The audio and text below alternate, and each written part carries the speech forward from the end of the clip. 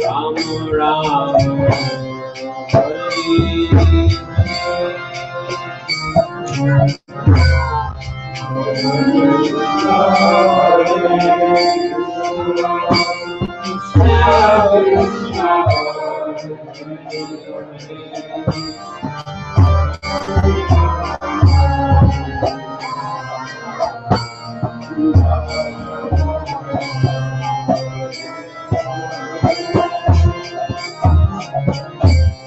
Hare Krishna, Krishna Krishna, Hare Hare, Hare Ram, Hare Ram,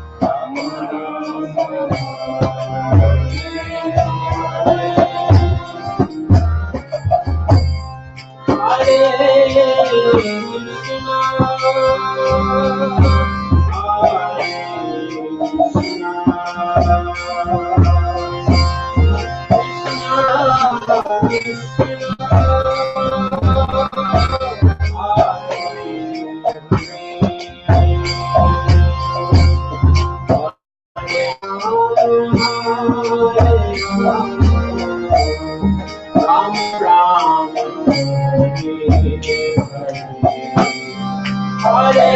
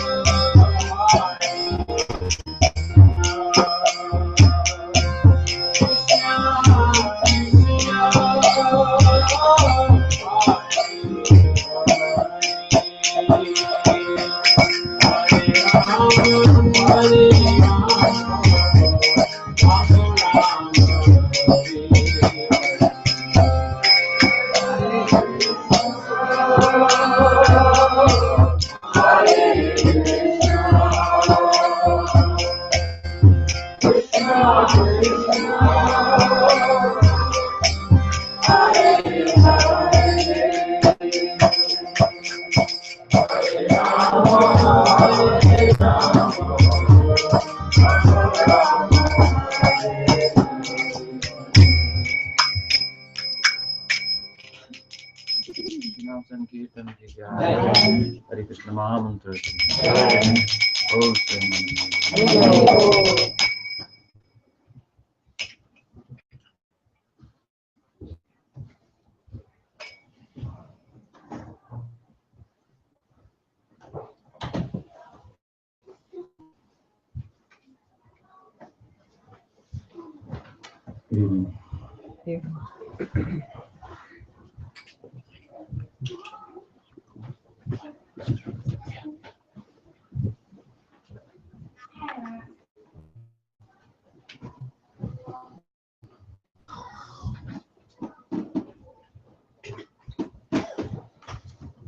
so, any questions tonight?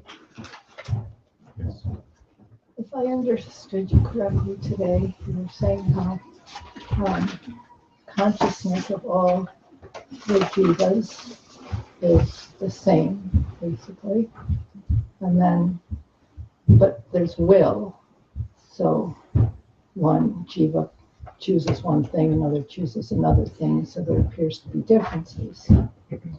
And as long as we're choosing to interact with Maya Shakti in the material realm, like the soul doesn't do much. All the activities are being carried out by material nature. So when that soul turns to Krishna, turns to the spiritual energy, does the soul become active then, separate from the material nature? Yeah, first of all, consciousness is a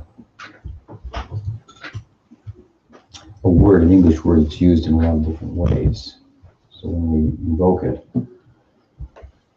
oftentimes people pick up on different meanings of it, and not always the meaning that's intended.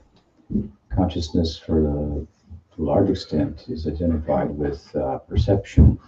But even light bulbs can perceive. Those ones that are outside when you walk up and they go on. So perception can also be somewhat of a function of the brain. Of course, even its capacity to function in that respect requires the presence of consciousness. But by the word consciousness, we mean something, to use an example,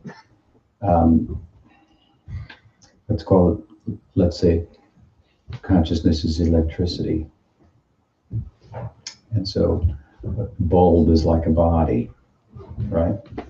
So you could put a 50-watt bulb, you could put a 60-watt bulb, you put a 100-watt bulb, and you're going to get difference. So for different bodies, consciousness is going to express itself differently. So bodies tend to, in this world, shape consciousness in terms of its expression. But it itself is the same. And here, by consciousness, I mean, for example, power or self-illumination, intelligibility,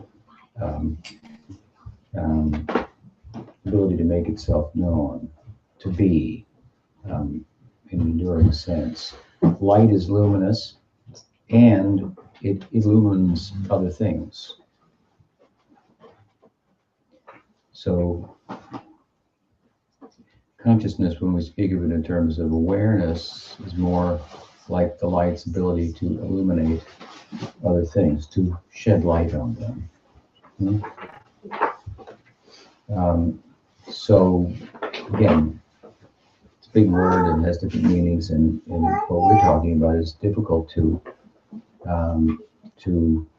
translate and even to explain, but it's what we are constituted of. It's it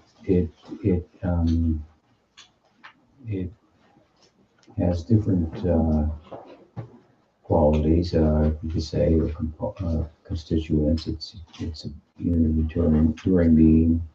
It's knowing or cognizant, like matter. To contrast it to matter, we say consciousness is Satchidananda. Being, knowing, loving, matter is Asat.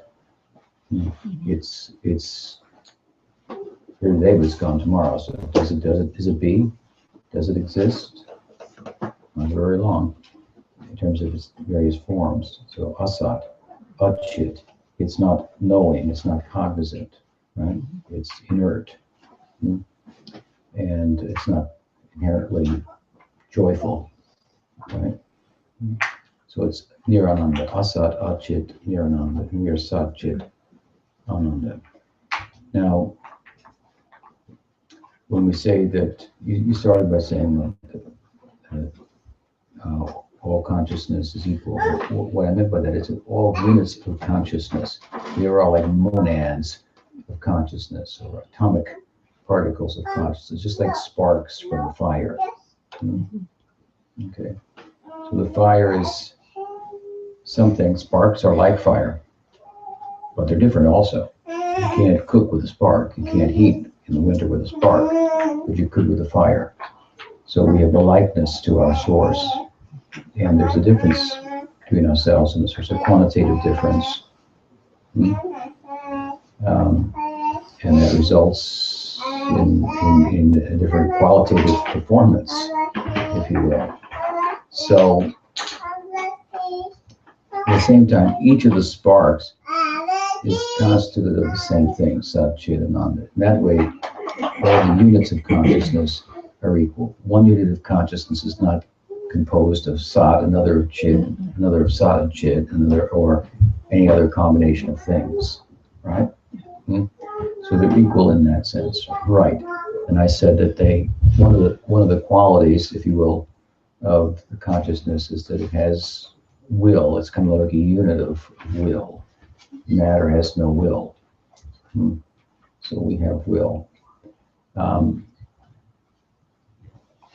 And therefore, if two things are placed before a unit of will, it could choose one or the other. So same two things might be placed before one will and before another will, and there's no reason that each unit of will would make the same choice.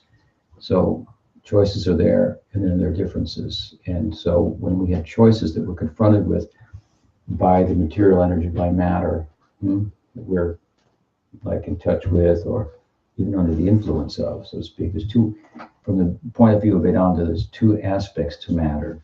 There's called Gunamaya and Jivamaya. Gunamaya means what matter is composed of.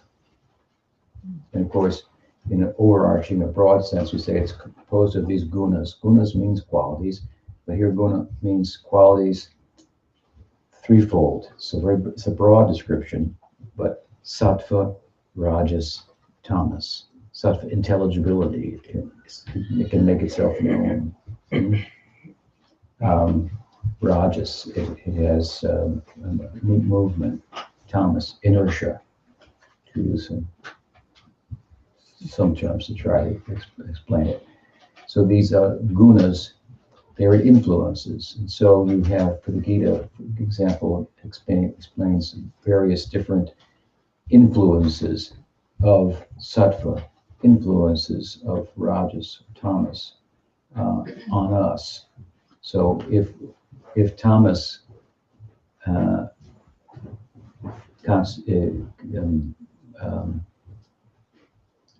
is referred to as inertia, then we could see its influence upon us, wherein we become lazy, or maybe become intoxicated, something like that. Rajas is about movement, so we're under the influence to move up the social ladder. That's rajas. Tamas, clarity. We might rethink both of those things. Moving up the social ladder in terms of its importance, and being lazy or inert, so to speak, and under the influence of sattva, start to think, what am I? Why am I? Some clarity. Is there a difference between me and matter? So this is a very positive kind of influence. So if you drive down the highway, you can see the rajas, tamas, and sattva. You can see, come here and drink and gamble, billboard sign. You could see another one, get a better house, buy from us, go up the social ladder. Another one is advocating, go to church or something, be virtuous for its own sake. So these are ways in which these influences manifest. But Gunamaya means, it's just a broad description, that there are characteristics of matter. Now, when we look at matter from a scientific point of view, to be honest with you, today we don't know what it is. So we need a new definition of matter. It seems to be like, the more you look at it, the more it changes or something like that. We know a lot of things about it, but we don't know anything about it at the same time, practically. We only know what we do know, a little bit about what we're able to measure, and who knows what goes on inside of a black hole or something. So it's magical. And we measure part of it and we get some practical result from it that we can use in our everyday life. And so we're, by that, as a result of that, we become a little bit, we feel like we're in control. We're getting somewhere. We're understanding things and so forth. But I mean, it's Columbus sailed to America. People thought it was flat. He sailed to America. We found out it was round. He went to America, and what did he do? Kill the Indians. You know, I mean, I'm picking on him personally. I don't know who they are, but you know, Europeans came. So we go to Mars. What will we do? It's a big thing, but what do you do there? Once you get there, that really determines the value, the quality of. So, at any rate, I'm going off a little bit on a tangent, but the point is that what matter is, really, truly speaking, from the scientific point of view today, it's very much something in question. It used to be thought that matter was like what, building blocks, solid things, something like that. Isn't it earth, water, fire? But that's another thing. That's another explanation from the Samkhya philosophy that you find in Buddhism, you find it in Hinduism. It was the contemporary way of thinking about matter at the time. And there is some fusion philosophy today that involves looking at Samkhya philosophy in relation to modern physics and seeing if something from there and here can come together to sort the thing out. But the overarching statement of the Gita and of the Bhagavatam about matter, even when the Bhagavatam seeks to describe it in terms of the contemporary science, if you will, of the time, overarching understanding is that it's not understandable. But if you really want to understand it, you should understand that its influence is one that impedes you from being all that you can be. Because that's the second aspect of Maya. I said it had two, Guna Maya and Jiva Maya. Guna means the qualities of Maya, so what Maya is constituted of. And Jiva Maya means the influence that matter has upon us. And it's like a package that enamors us, so to speak. This is America's, incidentally, greatest contribution to the world, is packaging, repackaging. So Maya packages the world in such a way that the jiva is enamored by Maya. The jiva, the atma, the self, consciousness, turns on matter, so to speak. This is the idea in Vedanta. It's in a state of equilibrium, and the gunas are balanced out, so to speak. Consciousness is contacts matter. How? Good question. It has the power to reflect, just like you can use the reflect in two ways there. Reflection and reflection. With the mind, you can reflect on things. So matter reflects, consciousness, reflects on matter, and has an influence. It witnesses, just like some things only happen because somebody's watching. So the whole world is going on because someone is watching, as it's going on. It's really made for the observer. So the consciousness turns on matter, so to speak. This is a big question in science. If there's something called consciousness, it's separate from matter, ontologically different. How do they interact with one another? Because it's thought that they would be so different. Immaterial and a material thing would be different. But from our perspective, of course, both consciousness and matter are both Shaktis of God. So there's a likeness to them, even while there's a difference to them. They're both parts of an overarching whole. And so they're interacting in an organic way. And of course, we in Vedanta acknowledge a psychic dimension of matter.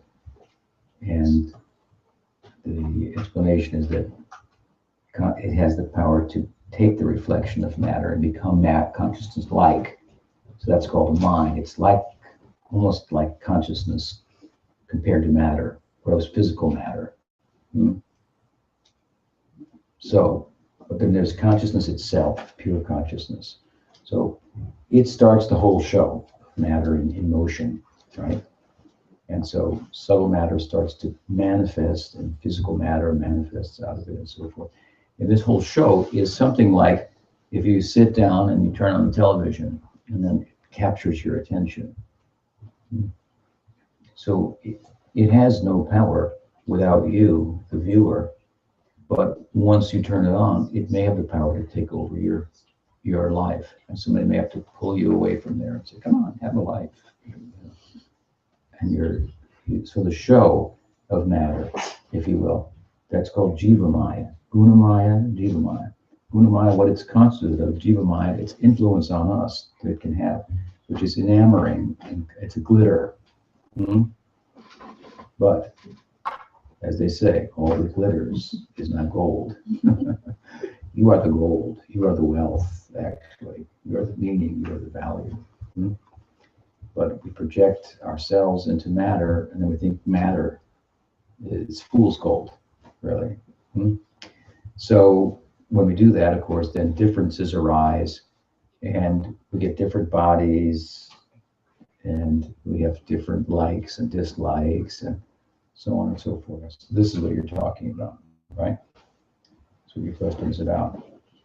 And so that being the case, when we are in touch with material nature, we turn it on, and it moves, and we witness, right? So our will is there, but once we've turned it on, it has its own movement. We've identified our self with it. We think what's happening to it, its transformations, death, for example, is part of the whole thing in transformation. We think it's happening to us because we've identified with it. In fact, we're still sitting peacefully as a witness in a sense. Of course, we don't know that we're witnessing entirely because we're wrapped up in it. But we can know, and that's what spiritual practice will help. The other side means what? Material nature provides an environment, and that environment has an influence on the Atma, the self, and as a result, there's a material life. Now, if you have bhakti means a spiritual environment. It's what animates Krishna's life, if you will, makes it go round. After all, you cannot have God without a devotee of God. You cannot have a teacher without a student, right? So some people sometimes question if there's God, but there's no doubt that there are devotees of God, or that there's love of God, right? Love of God, there are examples of it in the world, and it can be pretty powerful. Love of God implies love is exclusive, so it means love of God means not love of the world. And we have otherworldly people who set a certain example for us that's inspiring. Jesus, Rumi, different traditions, Chaitanya, Mahaprabhu, Shankar, Ramanuja, and they stand up like lighthouses in the darkness, dark night, of the soul lost at sea, saying there's land, it's over here. So they've had a huge influence on human society over the centuries, popping up in different spiritual systems in different cultures, right?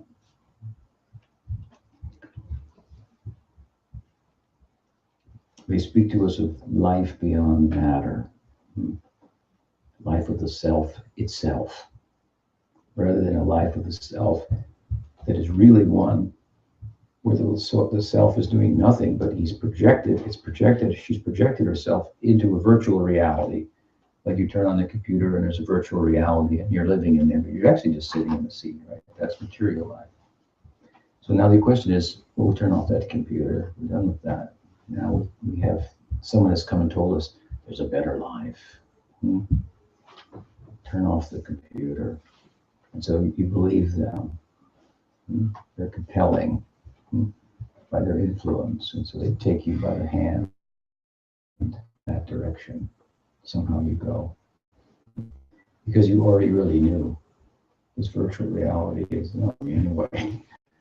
And he's telling us, not looking for you. Let's come outside. He or she pulls you out. Right? Takes you by the hand. By example, and by precept, we're inspired, so we go in that direction. And as a result, we're coming under another influence. In the Gita, Krishna says, Mahatmanas Tumam Bhattata Vidimapatitamashita. There are people in this world, and they are called Mahatma. Atma means this monad of consciousness. We all are. And Maha means great. So he said they are Mahatmas, great Atmas. Are they bigger? Are they bigger? And then we're smaller? Not in a physical sense, bigger. Mahatmas means great souls means the more that we take, the more our sense of self contracts. The more that we give, the more our sense of self expands. Right? It's very practical. If you live, well, let's use a famous American statesman's statement. When John F. Kennedy was inaugurated, he said, "Think not what your country can do for you, but what you could do for your country." And everybody who identified with that felt bigger. In other words, yes, I am the country. What I can do for the country means you're identifying in a bigger way than just with me, my family, my house. What the government can do for me, what I can do for the country. So you take this to a highest degree. This is what bhakti is. Beyond political greatness, beyond nationalism, beyond planetarism, to beyond galaxyism, universalism, to as far as you can go. That's what we mean by Krishna consciousness. We identify with Krishna. Doesn't mean we are Krishna, but we identify ourselves as part of what makes up Krishna, one of his Shaktis. And the part that in which he enters a relationship, a loving rapport, right? So that's influences bhakti. So we come under the influence of bhakti. And then under that influence of bhakti, we can enter into this realm that we talked about today, where there's no need for light, for sun, moon, electricity. Going there, one never returns. Land where he who is omniscient is playing and appears to be unaware of his godhood, so that they can get close with others who aren't God. If God wants to get very close to you, then it will be difficult. If you know that he's God, you go, oh my God. It might create some distance. You follow? So Krishna means God taking a shape that appears finite for the sake of intimacy with other finite souls. So the description of Krishna has a form, he's medium size, he's not infinitesimal, either in spectrum. Medium size is the term from Nyaya that's used. And this is central to the realm in which there can be meditative realm, there can be intimacy with the God, where you could associate with God as a friend, or as a lover, or something like this, and rather than like this, which creates an instance. There's the object of worship, there's the worshiper, and then there's worship. So to bridge that gap, because that's what love is really about, isn't it? In love, there is no separation. In love, your heart becomes my heart becomes your heart. you and I become we. We both exist, but in a dynamic union, not a union that cancels you out or me out, but a dynamic union in which we both are more, if you will, than what we were. So your question is about this realm. Now the difference here is that this realm is a super subjective meditative realm, right? Which is, the more we go subjective, if you will, it's another big word that's used in many ways, but the more real it becomes. It's thought, grounded as we are in identifying with matter, we tend to think the more it's subjective, the less it's real. Like people say, well, that's just in your mind. Just in the mind. Well, the mind's a pretty big thing, so maybe we shouldn't say just in the mind. So the identification with the physical world, where we're grounded in our identity and so forth, causes us to think of the subjective world as secondary when thinking itself comes from there. Without it, we couldn't think that the physical world was more important. You follow? So which is more important, the mind or the matter?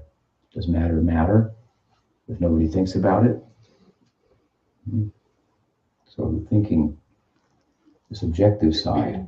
Now, of course, thinking is a quasi-subjective because it's psychic matter, but then it's like it is because it has the capacity to take the reflection of consciousness and hold it for a little bit. That's called the chitta. It holds that. And then when it focuses on matter, then we have a material life. So now you cleanse this chitta by yoga, by spiritual practice, impressions, through readings like this and chanting. Impressions come on the chitta. It's a subtle organ, kind of that vrittis, pictures of the world, show up on and create impressions, and we act according to those impressions.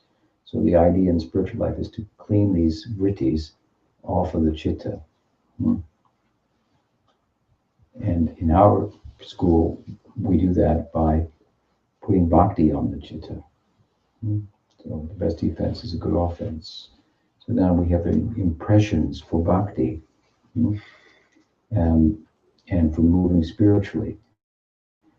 We're becoming rather than under the influence of the Maya Shakti, Jiva Maya, now we're under the influence of what we call the Swarup Shakti. I'll give you an example to explain these Shaktis. Shaktis means like powers. So for every power, there's a powerful, right? For energy, there's an energetic source. Let's say we have heat and light. Those are powers. Then we have a generator, right? To make them possible. So Krishna is like the generator, Shaktiman, and then he has Shaktis. He can cool a room, he can heat a room, he can light a room, just like electrical energy can do all of those things. They're very different, but they're all coming from the same source, right?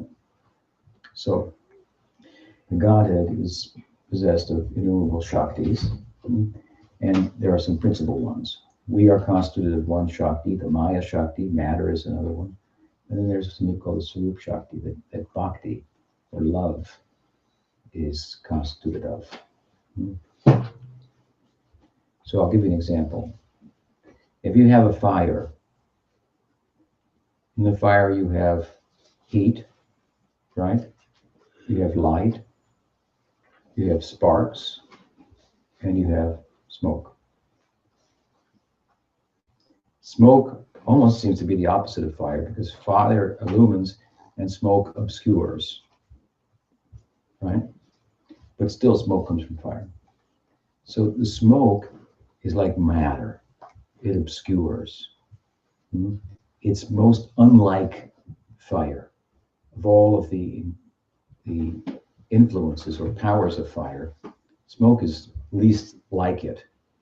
Still, it's not different from the fire in that you can't have smoke without fire. So smoke is dependent upon fire. You can only get smoke from fire, and where there's smoke, there's fire, as they say.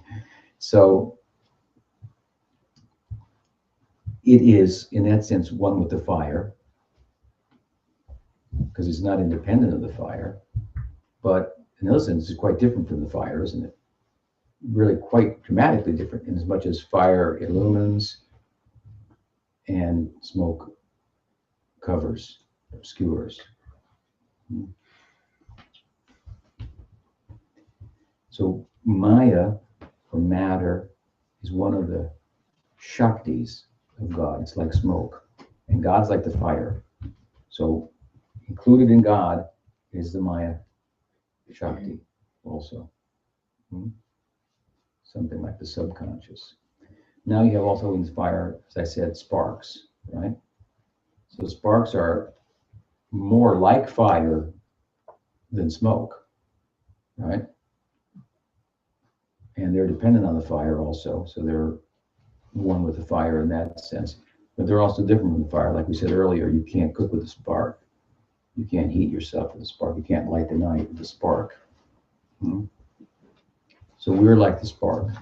And the spark could come under the influence of the smoke and be obscured. You could have sparks in the smoke and you couldn't even see them because they're in the smoke, right? Or sparks could enter the fire. They could go either way. So our position is that we could go either way. We could be influenced by matter, by Maya Shakti, and think we are American or Indian or male or woman or man or black or white, and go through all the trials and tribulations of such identification, which constitutes just the transformation that matter is always undergoing. You can't ever get your feet on the ground if you identify with matter, because it's always in flux. It's always transforming. And we are not subject to the same transformation, but we've identified with something that is transforming. So in this virtual reality, it's problematic for us. But we're this just little tiny glow. You could be in the spark, in the smoke, and others might not see you, but you're still there, still sparking away. So if you get to the fire, then you can thrive, right? And the difference between the heat and the light of the fire. So the heat and the light of the fire is also so smoke is a Shakti of the fire. Spark is a Shakti of the fire. Heat and light is a Shakti of the fire. Heat and light and smoke on the two sides, and then the spark in between.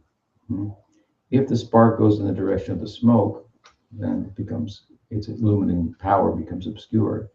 If the spark enters the heat and the light of the fire, then it can thrive, right? And there's a difference between heat and light and smoke that makes heat and light more like the spark than the smoke. Spark is more different than the smoke than it is from the heat and the light. After all, it can thrive in the heat and the light. It's a particle of heat and light. It's not a particle of smoke. So in the smoke, it can't thrive, but in the heat and the light, it can. Heat and light is also a power of the fire, like a spark is, or an aspect of the fire, like smoke is. Heat and light, however, is so closely identified with fire, more so than the spark, and more so than the smoke, then we almost think they're one and the same, heat and light and fire. But we can't talk about heat and light as separate from fire, even though they have no real separation. So heat and light is like bhakti. Radha is the personification of bhakti. And she is a devotee of Krishna, goddess and example of devotion, of love. So I said earlier, you can't have God without a devotee. You can't have a teacher without a student. I could say, I'm a teacher. Well, if nobody decides to be my student, then it's really questionable if that's the case. right? So so with the fire comes the heat and light. Hmm? And heat and light is very much like the fire, but it's still different.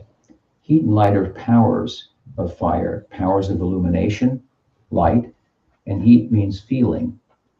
So this bhakti is constituted of illuminating power. It can illumine the spark, hmm, in such a way as to dispel the smoke.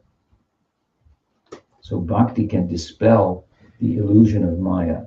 It can dispel the smoke. Hmm. So the spark can start to shine. Hmm. Its shine can be known. Hmm.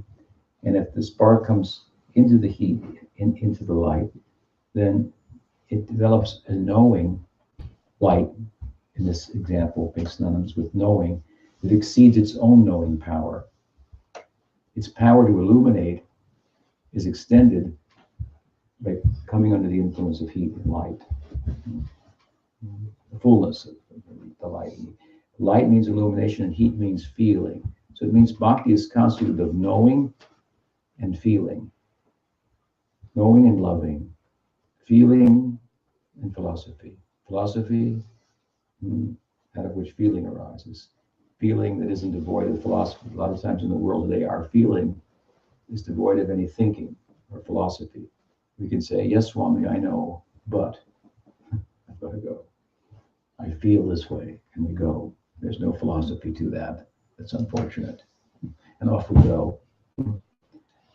So there's it said that love knows no reason. That can be a problem in this world. But it can also be a solution to all our problems if we love properly, if we love wisely.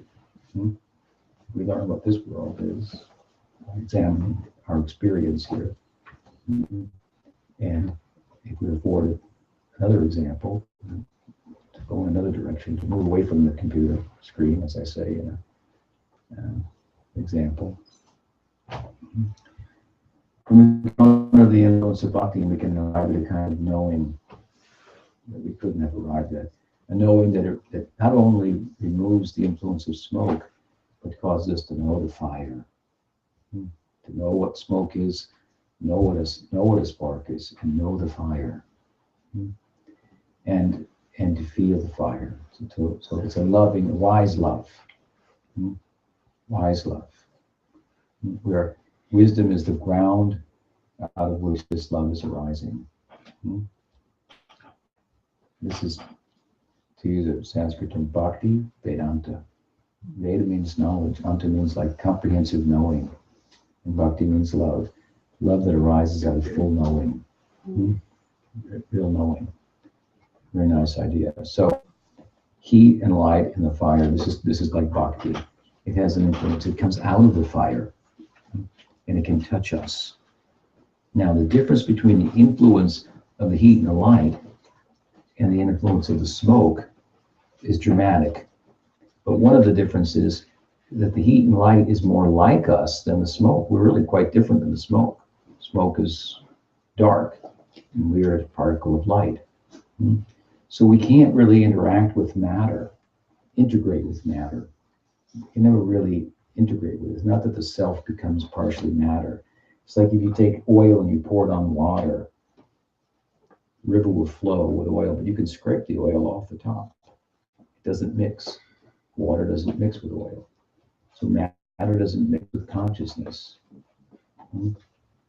So if we're under the influence of matter, we can't mix with it. So matter moves and does all kinds of things, but we're just witnessing. And we're causing it to move, but we're just a witness. You can't mix with it. Now, when you come to the Swarup Shakti, or Maya, or Bhakti, I should say, that influence, it's of the nature of consciousness. We are Satchidananda. It is also Satchidananda, but in an extended sense. Because our being, knowing and loving, we're constituted of, is not powerful enough in and of itself to dispel the influence, the smoke of Maya. But Bhakti can dispel the influence of Maya, and it can also overwhelm Krishna and turn God into like your friend. That's great power, right? So this is your question, when I'm under the influence of bhakti, am I just a witness? And the Swarup Shakti is doing everything? Like when I'm under the influence of Maya, and Maya is doing everything? No, because the Shaktis, these are different. One is consciousness, natured, and the other is unconsciousness, natured. And you are of the consciousness nature, so you are Chit, and it is Chit Shakti. So in that company, you fit. You fit. You get if you develop love has a shape. So just like Krishna is the shape of, it has form, shape of love. So you get a form like Krishna's. It's constituted of bhakti, but that bhakti is said to make an ingress into the jiva. Maya makes no ingress into the jiva. Maya covers the jiva, the atma, the soul. Just like I can take this light bulb and I can put a box over it and cover it, right? And then we won't see the light. The light's still there. I can't mix darkness with light, right? But I could mix lights together or something like that. Bright light and small light, I could put them together and something like that. So that Maya is objective, quantitative, and bhakti is love, so it's subjective. The atma is the subject. It's not an object, it's the subject. What's more important, the subject or the object? So the subject. So you have the objective world, you have the subjective self, and you have the subjective world. So subjective self fits pretty well in the subjective world. They're the super subject. This is God. We are the subject. Consciousness, matter seems to work for our purposes. If we look up, we see we have a purpose in relation to the Godhead. So under the Swarup Shakti is said to make ingress into the jiva. Sula Sattva Visheshatma Prema Suryam Susamyava. With the ingress of the Swarup Shakti into the jiva, that's what it means to become a devotee. You develop a kind of knowing. I know myself as a friend of Krishna. There's a corresponding type of ecstasy. And then this is cultivated internally in meditation. And through the chanting and so forth, it arises. You become a player in the world of Krishna's play, so to speak. And you're a unit of will, right? This is part of your question. And so there's two angles to look at it from, because Krishna is playing himself out, so to speak, through his willing devotees. So, in one sense, your vehicle, Krishna is playing himself. That's the non-different perspective. And the base perspective, the difference is that you are making choices in the context of bhakti, which means all for the pleasure of Krishna's senses. And you're an active player there. You're not just a witness there, which is your question. You're not sitting still and bhakti's doing something else, but bhakti's integrated into your being. And so, while there are those constituted purely of the Swarup Shakti, and then there are jivas influenced by the Swarup Shakti, their functioning in that world is not different. They function in the same capacity. So we function just like the Swarup Shakti, because it makes ingress. We remain in the Jiva Shakti, but we are experiencing the full potential of the Jiva Shakti to be all that it can be a lover in the full sense. that help? Yes, thank you It's so a good, much. it's a good question. Yeah. Mm. That's a great answer.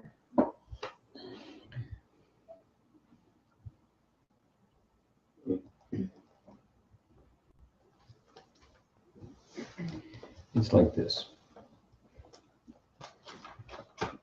If you fall in love, we have the capacity to love, so you could fall in love, right? A young man falls in love with a young lady. And so the young man feels that he is more. He was a little awkward socially. Now he feels good socially because she always thinks he's good. So he feels strong, and her works the other way around too. And so I don't have the experience from your side, but from the man's side, I've fallen in love before. First time when I was in 6th grade. So it became a problem, and my mother sat me down and told me some philosophy, and I realized, oh, that's how you solve the problems. You got to look at a bigger picture. Mm-hmm. So it's a long story. It's actually a short one, but short version of it. Mm-hmm. So, but when you fall in love, so a young man falls in love with a young girl, then there's something that comes, that's a potential in him that's activated. There's, they call it like chemistry. It's a chemistry, and you become under that influence, and you feel that you're more. And so, under the influence of bhakti, it means falling in love with Krishna. You're an atma, the spark. He's the fire. You're falling in love, entering the fire, so to speak. And so, it's a subjective kind of intermingling that you cannot experience in relation to matter, which is asat, achit, nirananda, it's unconscious.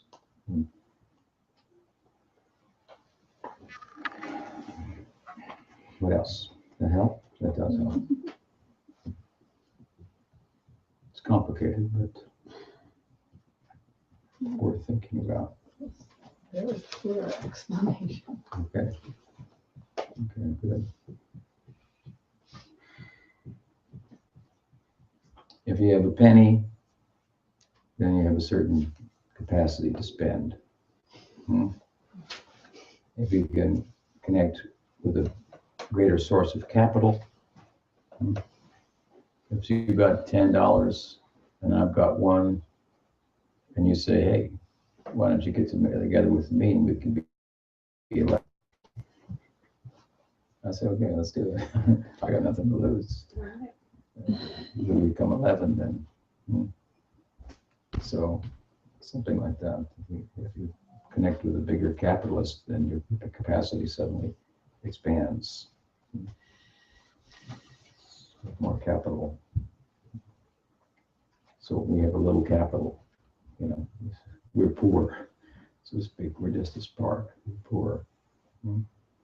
We connect with the light, then we can appear to be much more. Even though we're still small, we can appear to be much more. So the light, the illuminating, this bhakti shakti is very, very generous. Very generous. Therefore, this jiva, the atma, the soul, is called tatasta. It means tata. It means, literally means the beach. So if you've been to the ocean and there's water and there's sand, right? So if I ask you, can you go please and put your hand on the line that demarks the water from the sand? Can you touch it? You can't do that. We're like that. So we have a nature. It's true, we do. But our nature lends itself to nurture. So we became nurtured by the sand or by the water. And there's a big difference between sand and water, or land and water. If you're used to walking around on the land, it's one thing. Now try walking on the water. Like, holy cow. This is different. This is really different. They can put it on a picture and look, that looks blue and that looks, brown over there, but they're similar. But when you walk on land is one thing. When you walk on the water, well, you don't walk on the water, right? You go down. It's different. So this bhakti, this Swarup Shakti and the Maya Shakti, they're very different. We like the line in between. We can go to one side or the other. If you go to the land side, then there are certain limitations. Of course, in the analogy, it breaks down because you go to the water side, there are certain limitations also. But if we enter into bhakti, then our potential is increased. It's just exponentially. It's like, let me give another example. Let's say you have ice, okay? What can you do with it? You could cool some water. Let's say you have water. What can you do with it? You could drink it. You could swim in it. You could make electricity with it. Mm-hmm. Wow, that's like different compared to ice. I mean, the analogy breaks down to some extent, but when we're like frozen over, so to speak, we're identified with matter. So by bhakti's influence, we melt, and then our capacity is increased. We don't actually transform. So the analogy breaks down, but come under the influence of bhakti means the end of the world where there's nothing is impossible. Does that happen by our desire? And just think about it for a minute too, because what are the possibilities in the physical realm? Let's give an example. If I say to you, Matthew, can you please carry everything in the room outside? And you go, well, I guess I could. I don't know if I have time. No, you have time. You have to do it all at once. It won't take long. And you say, Swami, you asked too many questions or something. Of course, I can't carry everything out. But then you're a smart guy, so you think, yeah, okay, I can do that. I'll carry it in my mind. So now you have to sit here, just memorize everything in the room. It doesn't sound too easy, but it's a lot easier than carrying it all out. And then you can take it out. And then I can ask you, okay, did you bring everything with you? What did you bring? Did you bring it? And I'll see if you forgot anything. Right? So my point only is this, that the power of mind is greater than the power of the physical power. Our physical power is limited. When we go to the mental dimension, powers increase. It becomes more subtle, more abstract, but more possibilities lie there. Have you ever seen gold? Have you ever seen a mountain? You ever seen a mountain made out of gold? Is there any place that you might see one? In your dreams, you might see one. In the mind, right? You might see one. It's how much money can you make in your mind with an idea? I got a great idea. It's going to make a lot of money. How many of those have you had, and how much money have you made? So I'm just making a simple point. As we go from, materially speaking, from a more gross to a more subtle, from physical matter to psychic matter, the possibilities increase. So when we go to pure subjectivity, consciousness proper, it's all kinds of possibilities there. Because it's all, that world is all centered on Krishna. And Krishna Satya Sankalpa, whatever Krishna wants, Krishna does, something like that. And through his devotees. So they're all there on the basis of what is bhakti, pleasing the senses of Krishna. So whatever desire you have to please the senses of Krishna, it happens. Something like that.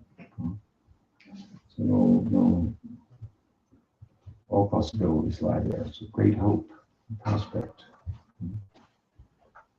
In our present situation, identified with matter is such a limited existence. And look, if you go down the scale of complexity in physical life, from human to animal, from animal to plant, the complexity is reducing. With the reduction of the complexity, the living entity becomes more matter-like. There are less possibilities. Animals can move, trees just stand there. They can't move. Animals can talk. Or we know trees don't. So what I'm saying is the more we identify with matter, the more our will is impinged upon, so to speak, and the ability to exercise it. The more we move in the other direction, from gross to subtle, the more the will becomes operative. In human life, this whole mental realm becomes so operative that there's a whole identity there. We think about things, and we think because I think, then I do and I act, and so forth. So the more we identify with matter, the more inhibited our life becomes, the more limited it becomes. We move to a more up the scale, more complexity in human life, then there's some more freedom, right? Freedom.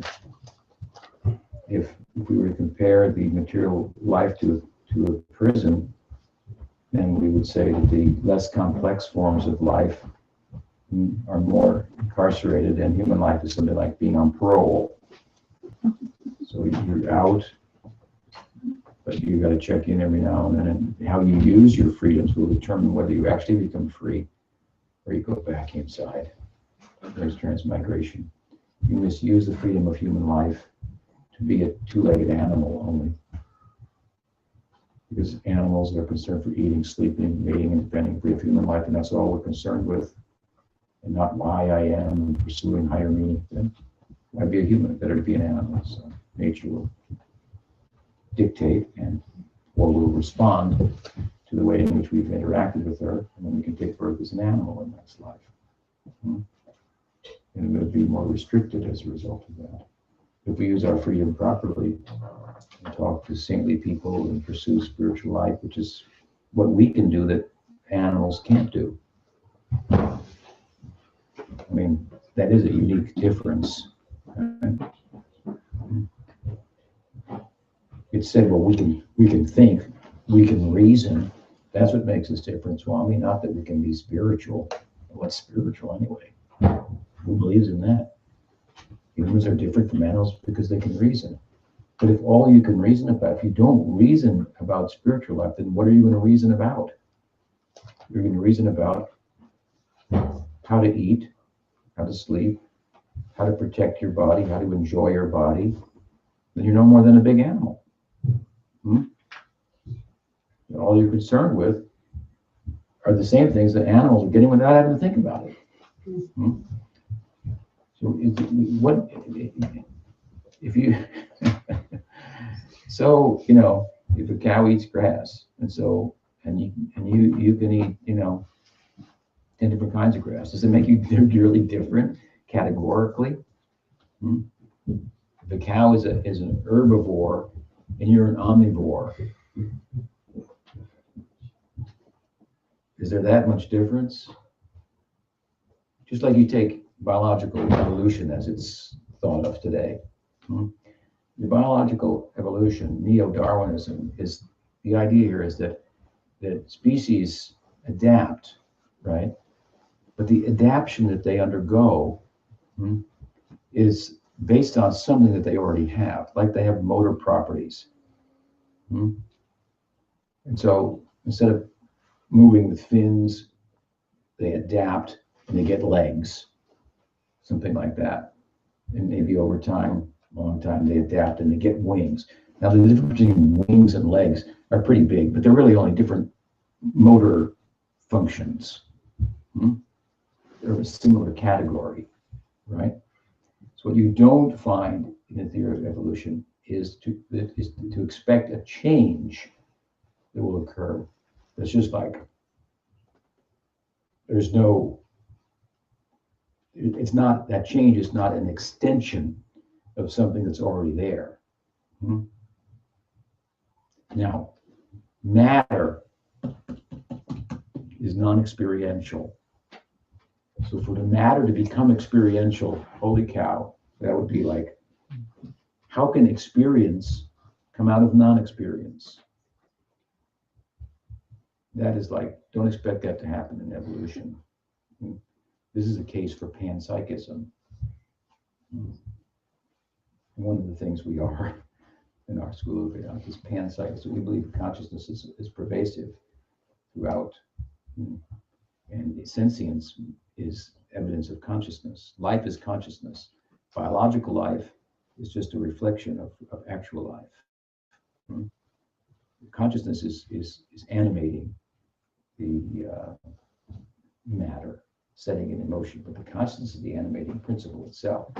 So this animation, this experience doesn't arise out of non-experience. That's like just totally like there's no extension of something that's already there going on.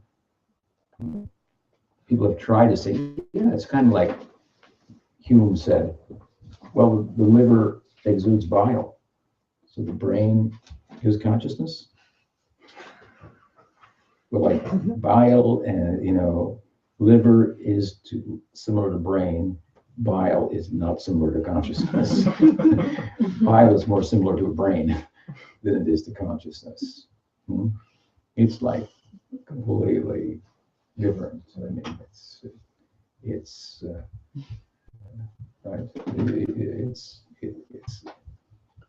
it's like Mary's great. That was that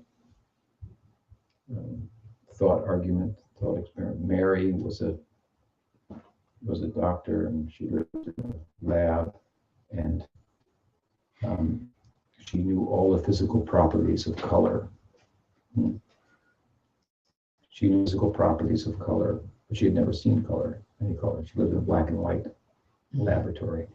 But she learned all the physical properties of color. So she knew color until she went outside and saw a red rose. And it was like, nothing that she knew about in a lab had anything to do with the experience of red. So the argument is that there was other knowledge that's not physical. You understand the point? It's a thought. This we can argue for and against and so forth. Maybe like it yourself. So there's a different categorical type of knowledge. It's called experience. And we are a unit of experiencing stuff that we call consciousness. And so many possibilities lie in consciousness when consciousness is unfettered by matter, uncovered by matter, not tied down to matter by way of its identification. Which it has the power to do. It has the power to identify with things, to project itself into things, and then bond with them, and then be limited by them if they are things or thoughts only, which the self is transcendent to. So, what possibilities lie in being yourself compared to being false self, a created self, a made up self, a material self? Interesting thoughts worth pursuing. And the pursuit of them really is what human life, because again, I mean, this is different, is my point. Different. You can do yoga. You can, in the sense of what it's really about. The idea of spiritual practice is to enter into a discipline that demonstrates the fact that consciousness is different from matter. And so it involves withdrawing from matter to a certain extent. You can't do it all at once because we're attached to matter. But with good guides, we detach a little bit, we withdraw. And we see we can live without television, or without this, or without that. Other people, how can you live without that? My God. You don't go to the movie? Only when I'm on the plane. Okay. No. I mean, whatever it might be, you know. So, and some yogis living in a cave, and, right? How can you live like that? More happily. That's how. More happily, without things, without thoughts, without the clutter. And so he or she is demonstrating, to an extent, that consciousness is independent of matter. And of course, the body dies, and we'll see the body died, but that's like, okay, the light bulb unscrewed, does that mean there's no more electricity? That was part of the philosophy to begin with. If there is a body, you identify with that, identify with it, and it has its functions, have to be tended to some extent. You have to breathe, you have to feed it, as long as it's there. But the point is that human life, we can do these types of things. We can experience, they're experiencing, the mystics. We experience something. It's not just the theory. Experience it, and then therefore the life changes. And the result is that you become a better giver, a nicer person, and in so many respects you're not a taker. You solve the economic problem. Living with less, and you're feeling more for it. Political problems are solved, economic problems, social problems, they're all solved. So doing this is what makes human life different. Otherwise, just being an omnivore instead of a herbivore, so you're still a vore. In either case. My guru once said, this was early on, when I was young, in the 50s. I was born in 1949. So in the 50s, when guys would get their driver's license at 16, they'd get a car, some with the big fins, you know, or something like that, drive around, and they'd see girls on the street and blow the horn. The girls go, beep, beep, and that was, you know, it's not, they didn't have Facebook in those days. This was the way to communicate. The guy thought, I'm the car, and the girl thought he's the car. More or less. If he had a cool car, she wanted to get in it and be with him. If he didn't have a cool car, if he didn't have a car, forget it. So you got wheels. Where are we going tonight? So my guru, he said, dog is walking on 4 legs and barking. The male dog looking for the female. He said, man is driving on 4 wheels and blowing the horn. What is the difference? So just because we can think, just because we can reason, does not really distinguish us from the animals unless we can reason about something that transcends animal life, like eating, sleeping, mating, protecting yourself. How you use the reasoning power. If you can reason as to the limits of reason, you've reasoned well. If you can reason, but reason has its limitations. And I want a method of knowing that transcends the limits of reason. Then you come not to an unreasonable thing, but a trans-rational exercise, like the chanting and the teachings of the Gita, a trans-rational exercise that says, I can go beyond thought and things. This, you see, really makes human life different than animal life. Otherwise, we can do things that appear different, but they're only a dressed up animal life. What social policies we have, what political policies we have. I was reading an article the other day that touched on the social life of bacteria. Bacteria have a social life. It's quite interesting.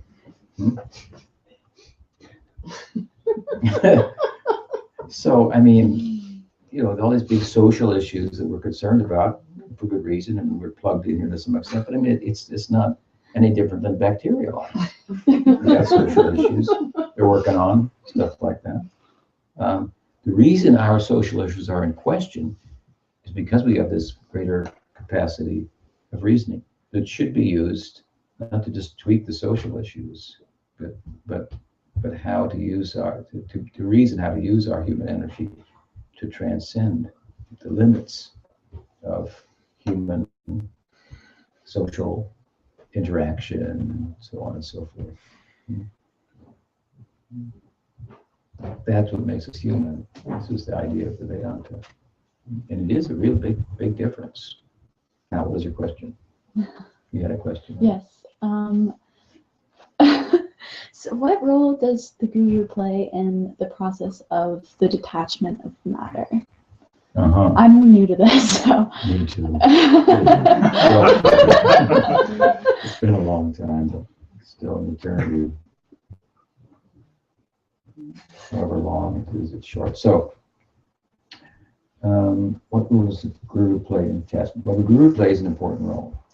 And one aspect of that is that the guru sets an example of a life of detachment that constitutes healthy interaction with sense objects. Like you have objects of sight and of sound and of taste and so forth that take you into the world. So the guru sets an example of detachment that in bhakti constitutes healthy interaction. How we don't teach in terms of detachment to just close your eyes, plug your ears, hold your nose, and I'm not going to interact with the sense objects, I'm detached. No, we have them, so we have to interact. How to interact with them in a way that such that our interaction with them will constitute an act of bhakti rather than an act of me, I see it, I want to take it. I want to enjoy it for myself. It's for my senses. So he or she, the guru, sets an example like that. So, for example, she teaches how to do music for the pleasure of Krishna. That would be an example. The guru teaches how to cook for Krishna. And there's a yogic method to the cooking, and we offer the cooking in a certain way with mantra. And so these are practical things that we do with our senses. We need to eat. Do you cook? You like to cook? Yeah. Yeah, see, so it's very user-friendly type of thing. So detachment doesn't mean stop cooking, but to stop cooking only for the satisfaction of your own senses. So we cook, we offer the food to Krishna, we take the remnants, something like that. It's the whole yogic process. So he teaches or she teaches the guru how to do all of the senses, like how to use the legs for the pleasure of Krishna, arms, even the genital to use for Krishna service. So it's that's one thing. He or she teaches by example and by precept. So the guru teaches us about these concepts and so forth. We hear from him or her repeatedly. We start to learn the language and understand, and we start to look at the world differently, think of ourselves differently, and so forth. It's a gradual, accumulative kind of process, so to speak. And so the guru teaches by example and by precept. And it helps us to understand even what detachment means, because you could walk away and think, I got to be detached. Sorry, yeah, dear John, it's over. I heard from the guru, and I can't, I've got to give up my relationship with you. And Mom, Dad, I won't be coming home for Christmas. I got to be detached. I just learned, and you go and arrest the guru or something, No, so. So it's to learn the theory, so to speak, and then to exemplify also that, which is compelling because in a sense, the precept speaks louder than, example speaks louder than precept. So when we associate with the guru, then we get inspiration. We feel something like that, almost as if he or she speaks in such a way that articulates what we were kind of feeling, but we couldn't say it as well. So we nod our head, we go, yeah, that's what I think. I think like that. That's right. So he's or she able to kind of articulate what we feel in our heart in terms of our interest in higher things, in reality and purpose and meaning, to articulate it in a way that just resonates with us, so that there's no like difference. It's like my own self has come before me to exemplify what I could be and to articulate what I wanted to say. That's what I wanted to say, something like that. That's it. And so the guru is, God is in your heart.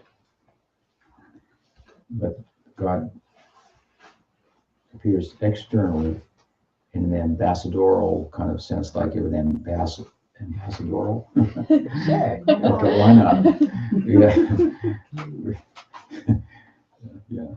So the ambassador to a country represents the country. The ambassador is not the president, but whatever he says is representing the president. So he's given some regard, like, okay, this is what the president's saying, we should pay attention to that. So Krishna's in the heart, but he manifests externally in a representational sense, in the form of the guru, and then speaks to us about our heart's own interest, and helps us to turn us in the direction of that. So this is some thoughts about that. Could help? Yeah. Yeah. Good. You live up in Boone, I guess, huh? Yeah. I gotta get up there sometime. I've been there once or twice. I always liked it. Yeah. So what else? What's the time? 7:12. 7:12. What time did we start? 6. Okay, so we could stop. We'll meet again in the morning, right? We'll have some more questions. You'll go back tomorrow? Tomorrow? We have to go back tonight. Right, you're leaving tonight, too? Mm-hmm. And Matthew, you'll be here tomorrow? So maybe we could talk. Get him all the way down here. Talk.